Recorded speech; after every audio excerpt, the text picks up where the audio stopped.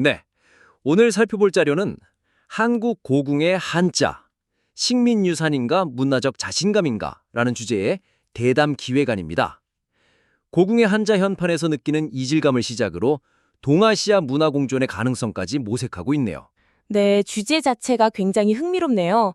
딱 그 지점, 광화문 현판을 보고 저건 한자네? 하고 이해해야 하는 바로 그 지점에서 출발하는 아이디어가 아주 시의적절합니다. 네, 전개 방식도 안정적이고요. 다만 바로 그 안정감이 오히려 이 주제가 품고 있는 어떤 폭발력을 좀 약화시키는 건 아닌가? 그 지점부터 한번 이야기해보고 싶네요. 아, 어떤 말씀이신지 알 것 같아요. 이 기획안의 구조가 사실을 명확하게 전달은 하지만 이 주제가 가진 그 갈등의 역동성을 극대화하는 데는 조금 아쉬움이 있어요. 지금 구조를 보면 문제 제기, 역사적 해설, 해결책 제시 이런 식으로 좀 직선적으로 흐르긴 하죠. 맞습니다. 아주 명쾌하죠. 교과서처럼요. 근데 이 방식은 청중에게 안정감을 주는 동시에 이 논쟁을 뭔가 이미 다 끝난 과거 이야기처럼 느끼게 할 위험이 있어요. 듣고 보니 그렇네요. 약간 박물관 해설 같은? 자, 이 문제는 이렇게 시작해서 저렇게 해결되었답니다. 하고 딱 마침표를 찍어버리는 거죠. 바로 그거죠. 하지만 사실 이건 여전히 살아있는 현재 진행형인 논쟁이잖아요. 지금도 탈 한자화냐, 한자 교육 부활이냐, 목소리가 팽팽하고요. 네. 그래서 핵심은 이 전체 대담의 틀을 완결된 역사 해설이 아니라 현재 진행형인 문화적 협상 과정으로 다시 짜보는 겁니다. 협상 과정이요? 네. 단순히 시간 순서대로 가는 대신 배척과 수용이라는 두 개의 아주 큰 힘이 지난 수백 년간 어떻게 충돌하고 타협해 왔는지를 보여주는 거죠. 마치 끝나지 않은 줄다리기처럼요. 단순한 사실 나열이 아니라 하나의 거대한 서사를 만드는 거군요. 흥미로운데요? 근데 그렇게 갈등 구조를 너무 전면에 내세우면 역사를 좀 단순한 이분법으로 보는 것처럼 비칠 위험은 없을까요? 아주 좋은 지적입니다.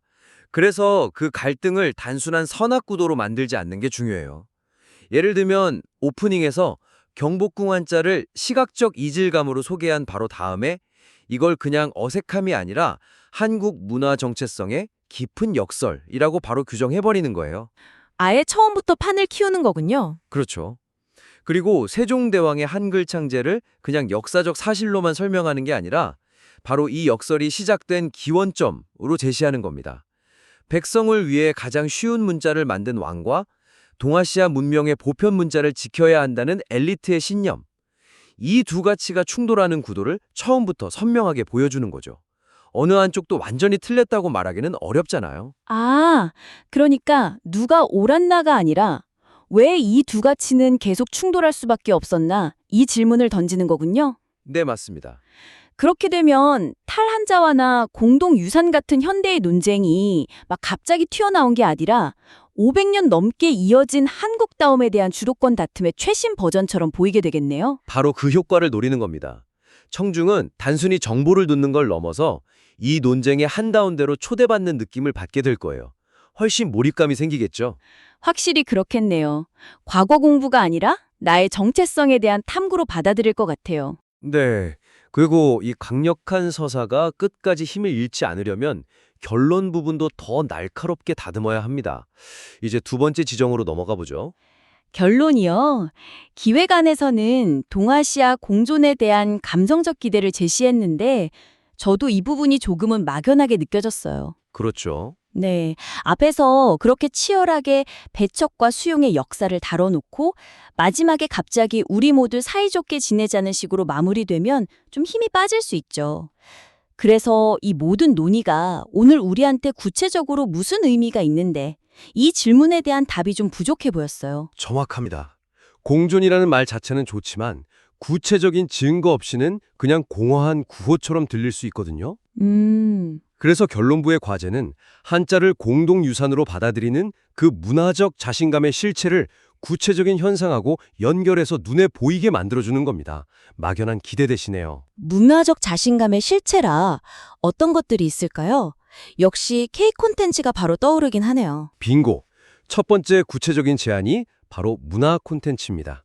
예를 들어서 드라마 미스터 션샤인이나 영화 남한산성 같은 작품들 있잖아요. 네, 있죠. 그런 작품에서 한자 기반의 고사성어나 시적인 표현들이 어떻게 극의 깊이를 더하는지, 심지어 외국 시청자들한테까지 그 미묘한 뉘앙스를 전달하는 데 성공했는지 분석해 볼 수 있다는 거죠. 아, 등장인물이 읊조리는 한시 한 구절이 그의 절망적인 심정을 탁 압축해서 보여주는 것처럼요. 네, 이건 한자가 더 이상 극복해야 할 과거 유산이 아니라 오히려 현대 스토리텔링을 풍부하게 만드는 아주 세련된 문화적 자원이 됐다는 강력한 증거가 될 수 있습니다. 그 예시 정말 좋네요. 최근에 해외에서 호평받는 한국 문학 작품들을 봐도 비슷한 게 보여요. 대도시의 사랑법 같은 소설 속 인물들이 나누는 되게 쿨한 대화 속에도 사실은 한자어에 뿌리를 둔 단어들이 녹아 있거든요. 맞아요. 번역가들이 그 뉘앙스를 살리려고 얼마나 고심하는지 아세요? 그 고민 자체가 바로 한국 문화가 이제 자신의 언어적 복잡성을 숨기지 않고 그냥 있는 그대로 세계에 보여주고 있다는 자신감의 표현이라고 봐요. 아주 좋은 확장입니다. 문학 번역가의 고뇌야말로 그 자신감의 가장 확실한 증거죠. 여기서 한 걸음 더 나아가서 문어 외교적인 측면도 조명해 볼 수 있어요. 문화 외교요? 네. 세종대왕이 백성을 위해 한글을 만들었던 그 애민 정신을 다시 한번 상기시키는 거예요. 그리고 오늘날 한국이 전 세계에 세종학당을 통해 한글을 보급하는 현상을 그 500년 전 꿈의 완성이라는 관점에서 해석하는 거죠. 와, 과거에는 다른 문화권의 문자를 빌려와야 했던 나라가 이제는 자신들의 고유한 문자를 세계인과 나누는 위치에 섰다는 서사. 네. 과거의 유산, 즉 한자를 끌어왔는 내적인 자신감이 자신의 가장 독창적인 자산인 한글을 나누는 외적인 자신감으로 발현되고 있다. 이런 흐름이네요. 추상적인 공존보다 훨씬 구체적이고 감동적인 결론이 될 것 같습니다. 그렇습니다. 이렇게 두 가지 구체적인 축을 통해 결론을 맺으면 이 대담은 단순한 역사 고찰을 넘어서 21세기 한국은 자신의 문화적 위상을 어떻게 정립하고 있는가에 대한 생생한 보고서가 될 수 있습니다. 좋네요. 자, 이제 이 흥미로운 이야기를 전달할 두 화자의 역할에 대해 마지막으로 이야기해보죠. 이 설정 자체는 아주 매력적이라고 생각했어요.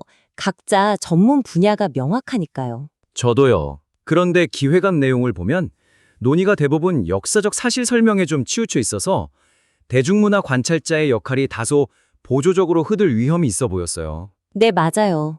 역사 전문가가 길게 설명하면 대중문화 관찰자는 요즘엔 이런 비슷한 사례가 있어요 하고 그냥 덧붙이는 식이죠. 네, 그런 느낌이었어요. 두 전문가의 시각이 유기적으로 교차하면서 시너지를 내기보다는 한쪽이 논의를 좀 일방적으로 주도하게 될 가능성이 크죠. 그럼 이 문제를 어떻게 해결할 수 있을까요? 두 화자에게 단순히 시대, 즉 과거와 현재를 나눠주는 게 아니라요.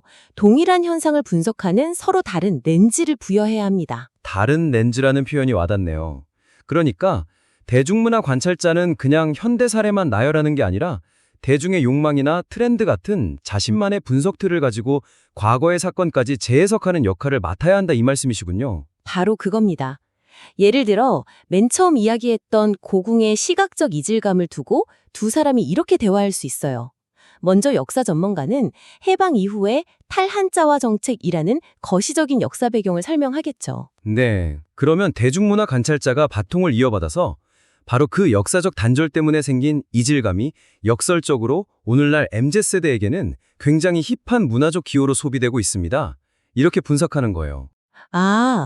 예를 들면 서울 익선동이나 성수동 카페 간판들처럼요.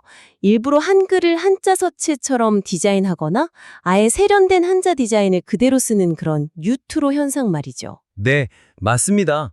역사적으로는 극복의 대상이었던 게 현대 소비 시장에서는 매력적인 상품이 되는 아이러니를 딱 짚어주는 거네요. 그렇죠. 그렇게 되면 두 사람의 대화가 단순한 문답이 아니라 하나의 현상을 입체적으로 재구성하는 공동작업이 되는 겁니다. 이 렌즈를 다른 주제에도 적용할 수 있겠는데요? 물론이죠. 세종대왕의 사회정의라는 주제에도 적용할 수 있어요. 역사 전문가는 훈민정음 창제가 단순히 글자를 만든 걸 넘어서 억울한 백성들이 관청에 쉽게 호소할 수 있게 한 법률적, 제도적 혁신이었음을 설명합니다. 신문고 제도의 실질적인 완성 같은 거죠. 거기서 이제 대중문화 관찰자가 한 발 더 나아가는 거군요. 세종대왕이 꿈꿨던 그 빠르고 쉬운 소통을 통한 여론 형성의 정신이 오늘날 가장 완벽하게 구현되는 곳은 바로 소셜미디어입니다. 이렇게 연결하는 거죠. 아, 재밌네요. 쉽고 빠른 한글이 트위터 같은 디지털 플랫폼과 만났을 때 어떻게 사회적 이슈를 순식간에 퍼뜨리고 거대한 공론장을 형성하는지 분석하는 거예요. 케이팝 팬덤이 조직적으로 의견을 내거나 사회적 고발이 순식간에 퍼져나가는 현상이야말로 21세기형 신문고라고 할 수 있으니까요. 세종의 꿈이 500년 후 디지털 기술을 통해 그렇게 계승되고 있다는 해석, 정말 흥미로운 관점인데요. 그렇게 되면 두 전문가가 각자의 영역에만 머무는 게 아니라 서로의 영역을 넘나들면서 역사와 현재가 어떻게 서로를 비추는지 보여주게 되겠네요. 네, 대담 전체가 훨씬 더 지적이고 풍성해질 겁니다. 정리가 되는 것 같습니다. 이 기획안 이미 좋은 뼈대를 갖추고 있지만 청중을 이야기 속으로 더 깊이 끌어들이기 위한 몇 가지 전략적인 수정이 필요해 보이네요. 네, 정리하겠습니다.